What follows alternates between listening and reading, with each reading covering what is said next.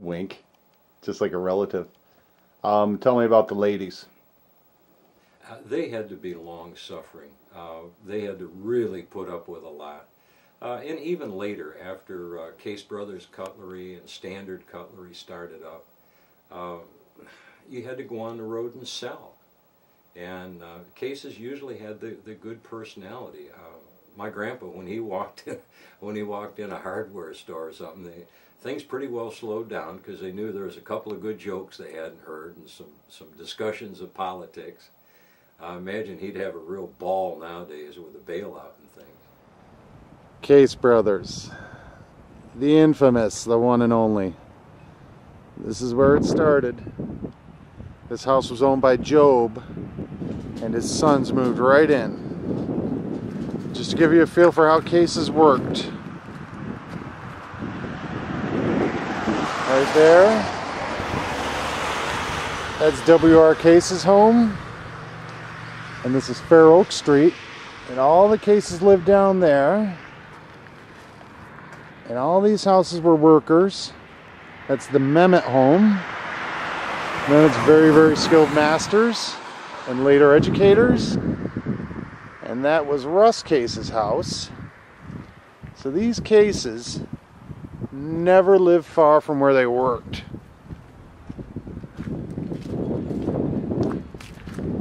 And poor Job had his house taken over by his sons.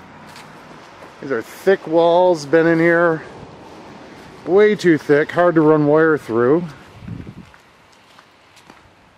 This house is always up for sale. But what's really important about this house is what isn't here.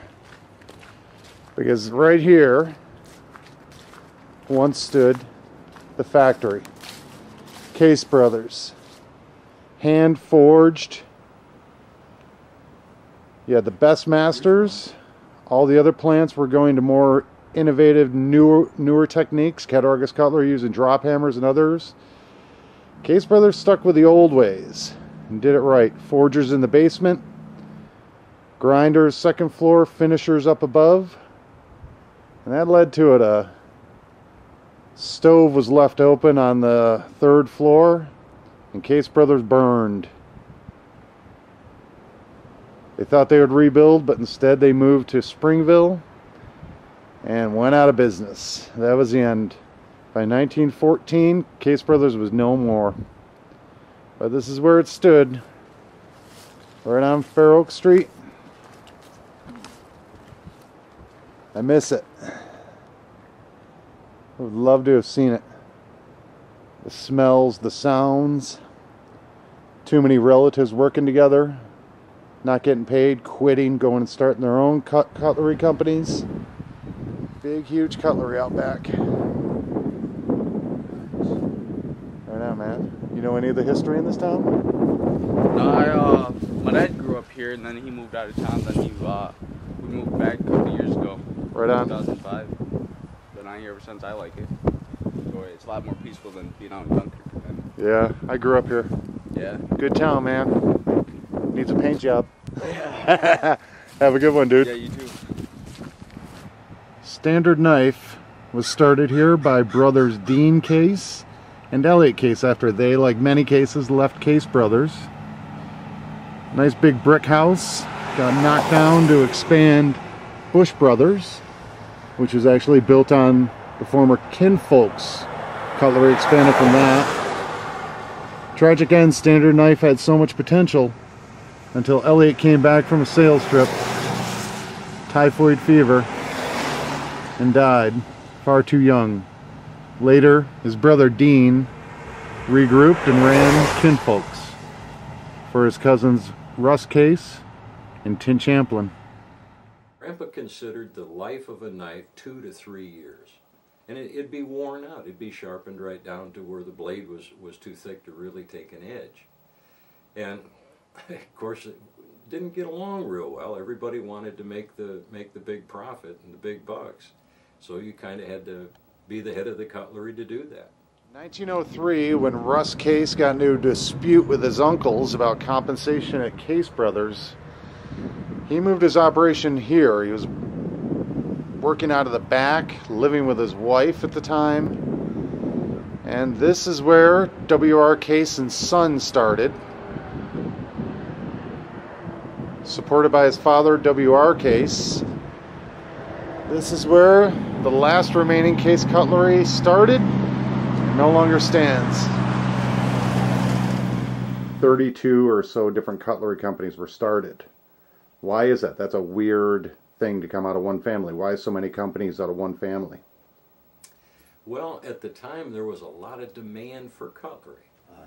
And certainly there are some good manufacturers still in the United States, and they're making good knives. But there are nowhere near the numbers of manufacturers that there were 10, 20, 30 years ago. Well, good. Where'd you come from? I came to talk to him. I saw him on the street. I'm over working, so I just eating up your time is what I'm doing. Well, that won't take long. Hi, sis. I'll get a hold of you, Brad. You got a minute? All right, Brad. How you doing, darling? Want to come in? Yeah, heck yeah. It's not very warm. I'm ambushing you with a camera, sis. Well, you're not going to get my picture, so don't plan on that. Hell, I can't even walk. How you doing? Happy Thanksgiving. Oh, Brad.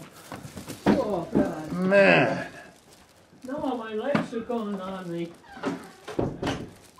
What do you got the camera for? I'm doing a weird history on our family. I brought us a couple beers. Oh, hey, that'll go good. There you go, my dear. Since you were here the last time. I know. You could probably set me right on top of the world. How you been, Brad? Oh, man, I've been busy. I've been shooting these stupid documentaries. Hey, don't take my picture. Good God. Oh, sis, you're beautiful. Yeah, oh, come on, Brad. And this is it. Giant factory. Closed in the early 60s. Too many imports. Too much cheap competition. And that was it. The first cutlery to start in Little Valley, 1890, water powered up on Mill Street, was the last to close. Down here. Big plant, a lot of jobs, a lot of great history, the quartermaster knife. A lot of beautiful, beautiful work was done here. And this is the end. The last Case knife maker. How does it feel? It feels,